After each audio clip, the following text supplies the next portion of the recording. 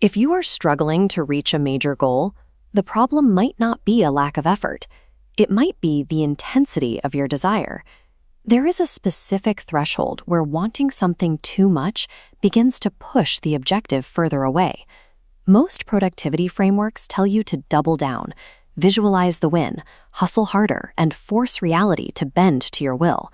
But a Russian framework called reality transurfing suggests this aggressive approach is what blocks your progress.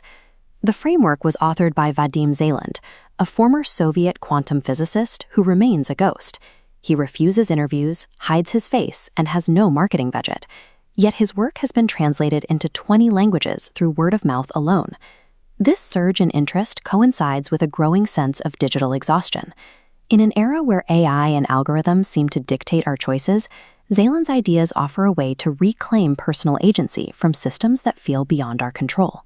While the writing is mapped in the language of quantum mysticism, stripping away the esoteric labels reveals a pragmatic operating system for the modern attention economy. Zeland describes reality as a space of variations. He views the future not as a single road, but as a pre-existing library containing every possible version and outcome of your life. Moving toward a specific outcome isn't about building it from scratch. It's about tuning your internal state to match the frequency of that version of reality. You don't create the station, you simply turn the dial until you lock in the signal. This shifts the objective from forcing to navigating. While Western productivity focuses on molding reality like clay, transurfing treats reality like a river, a system of currents that you must learn to read and ride rather than fight.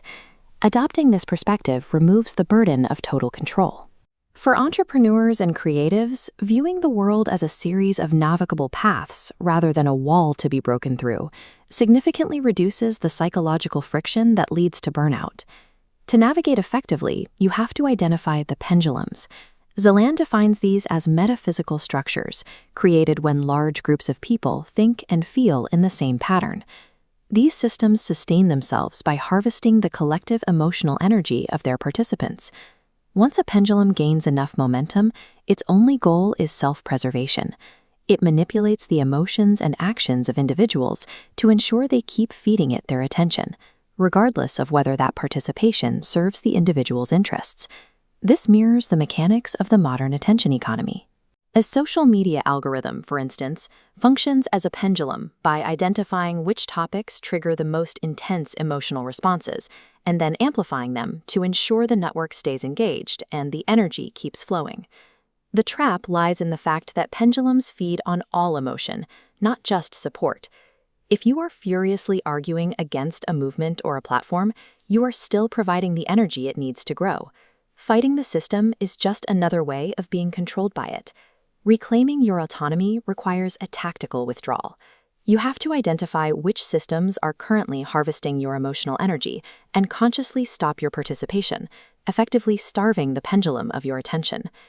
Even when you are free from external systems, your own internal state can sabotage you through excess potential. This happens when you assign a desperate level of importance to a goal, creating a psychological imbalance. In Zeland's framework, reality seeks equilibrium. When you create a massive spike of need, a balancing force is triggered that actively repels the desired outcome to restore the status quo.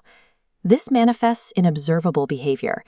Intense urgency often reads as neediness or low status, which destroys your leverage in negotiations.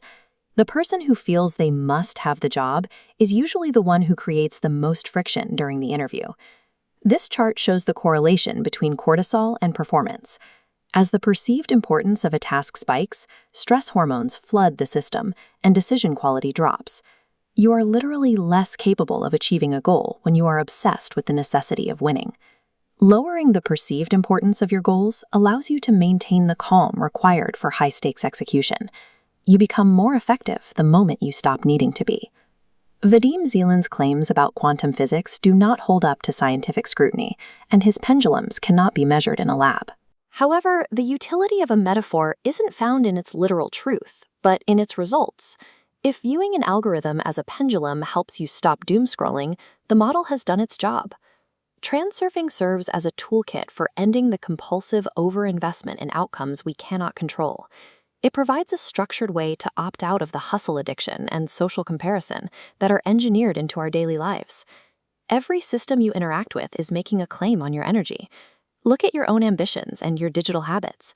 What would you stop feeding if you actually calculated the cost to your autonomy? True control isn't found by trying to conquer reality.